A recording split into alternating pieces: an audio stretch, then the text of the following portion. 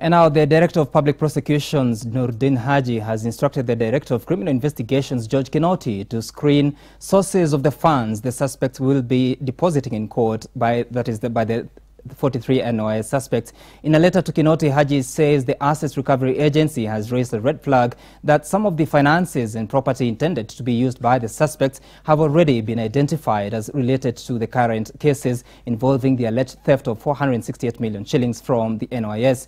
The suspects were on Tuesday awarded bond terms that should see each of them depositing a cash bail of 1 million shillings, deposit property securities worth 5 million shillings, as well as sureties of 2 million shillings each. The accused persons are still in remand as they have not been able to process their bail and bond terms, and now the DPP letter to the DCI only complicates their fate. Zuya Walter has been following this matter. She is at the Milimani Law Courts. And Zuya, first of all, we see a very stringent cash bail and bond terms for these 43 suspects.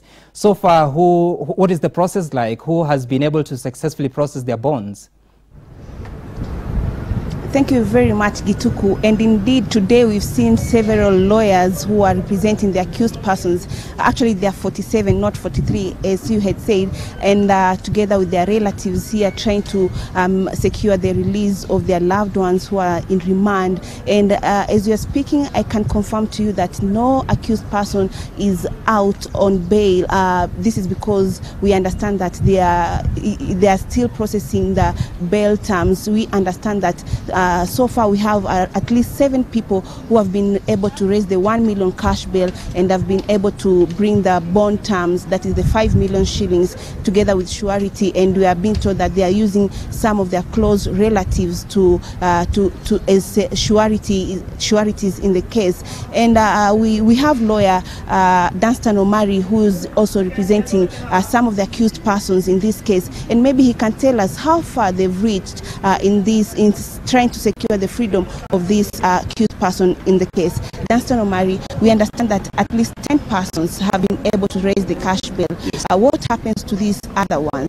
Or before we go to these other persons who have not been able to raise the bail, what is the procedure right now? Where are we? Procedures as spelled out by the judge was very clear that there is money, 1 million shillings, cash to be deposited in the bank. That can be raised from the accused themselves, although some of them, their bank accounts are frozen. Others will have to look for that money from relatives. Those who will not be able to raise that money, the law allows that they can apply later for review for reduction of that money. Whether it will be reduced, the judge will decide. Number 2, the conditionalities of the surety of 2 million shillings. This is a property item.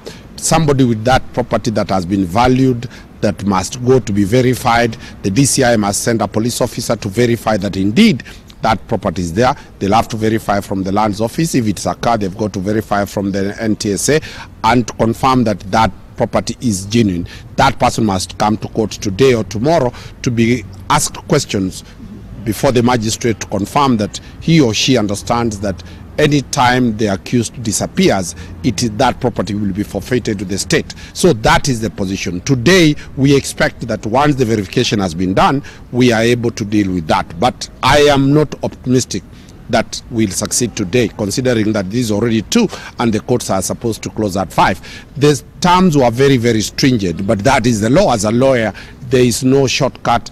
Every accused person must comply to that. No, Wakili, there's a letter that we've seen the DPP writing to the DCI to make sure that the proceeds that the accused persons are using to secure their freedom do not come from the case. Is that a challenge to you? And if it is a challenge, how are you going to approach this issue? Well, there's a letter that the DPP has written to the DCI to verify whether this money is part of the money that was alleged to be stolen.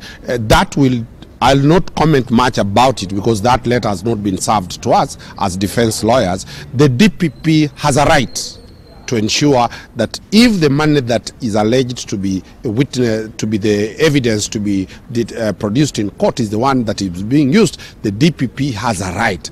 As defense lawyers, and sometimes we sit on a very precarious position as defense lawyers, which sometimes is against the public mood, we will have to look at that letter within the law. If the law provides for that, then we shall comply. But if it is not within the law, we shall challenge that letter.